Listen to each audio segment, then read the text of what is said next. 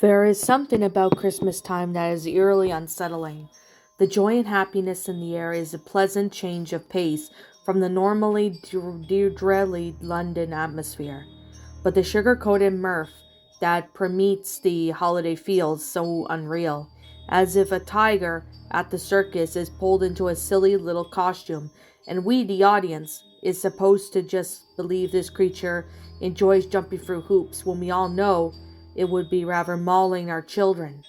Still, beggars can't be choosers, and I enjoy that time of the year when everyone is a shade less nasty to each other. It has been a tradition for as long as I can remember for our family to get together at my grandma's house on Christmas Eve. And as an only child, I loved these nights which they enabled me to see my cousins and feel a little less lonely. Even though with the most of us in our 20s or 30s, I enjoy seeing my family and I catching up with them. With my old pickup truck laden down with gifts, I pulled out of my apartment complex and made my way to my grandmother's. Turning onto her street, I saw that the majority of her family had already arrived. I let myself in through the front door and was greeted immediately by some of the younger members of the family. Their innocent excitement brought a big, goofy smile on my face. They scampered out onto my truck to bring the gifts, in which I said hello to the rest of my family. After an hour or so of catching up, we all congregated to pray and eat our Christmas dinner. I found myself falling victim to the sickly sweet atmosphere of the holidays as they were so famous for.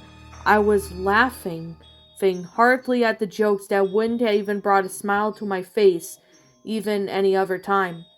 I listened with the rapt attention as my youngest kin told me all about what they have been learning in school or what they had asked Santa for.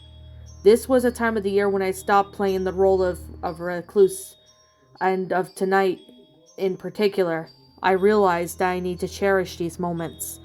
Full of delicious holiday food, but we nevertheless began devouring my grandmother's homemade ice cream she so dramatically presented to us. By the time this time of night, the children's eyes began to grow heavy, and one by one they nodded off in various couches and chairs assembled haphazardly in the living room. A great uncle of mine committed one of the most ultimate social faux pas and began discussing politics. The debate became rather heated, no doubt due to the upcoming elections in our area. I never much care for the realm of politics, and in an effort to escape the growing awkwardness, I excused myself to use the restroom. As I began walking back through the familiar hallway that led from the living room to the bedrooms, my grandmother was very a religious woman, and her house was reflected that perfectly. Everywhere you looked, your eyes would always find crucifixes, angels, and Bibles. I myself believed in God, but did not worship with the fervor that my grandmother did.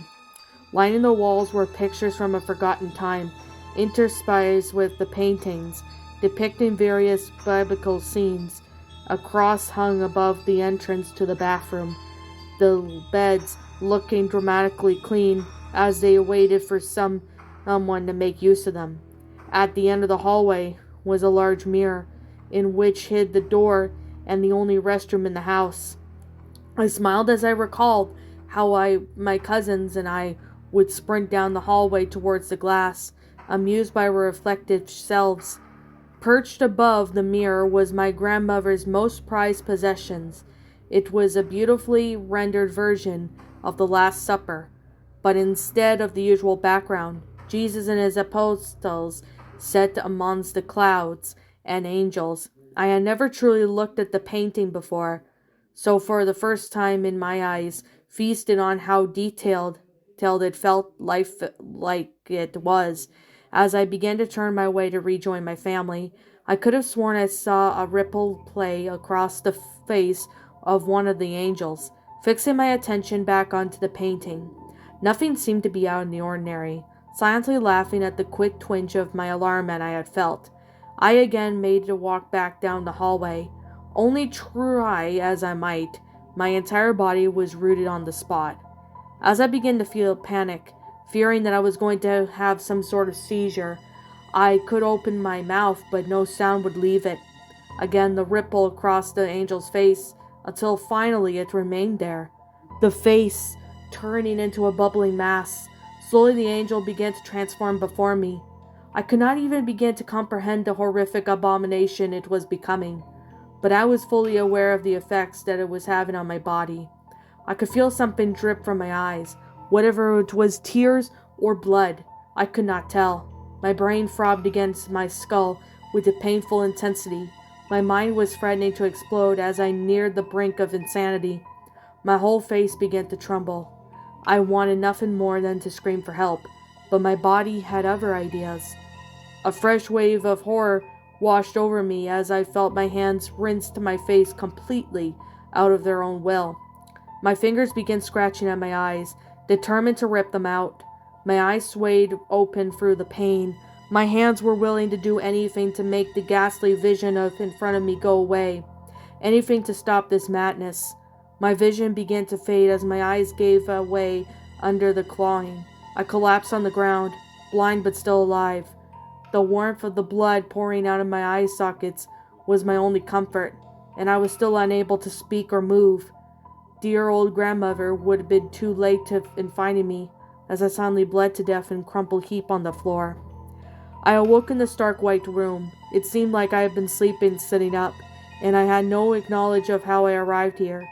As I struggled to grasp what was happening, I realized I was not alone.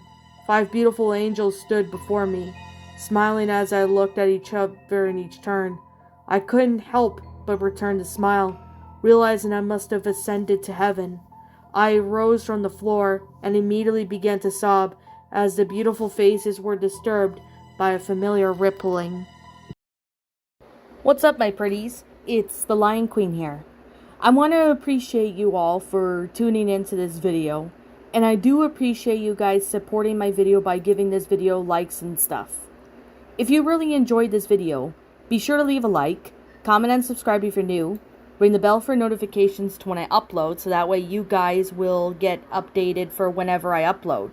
If you want to follow me on Twitter or DeviantArt, feel free to leave a follow on those if you are interested in following me on those socials.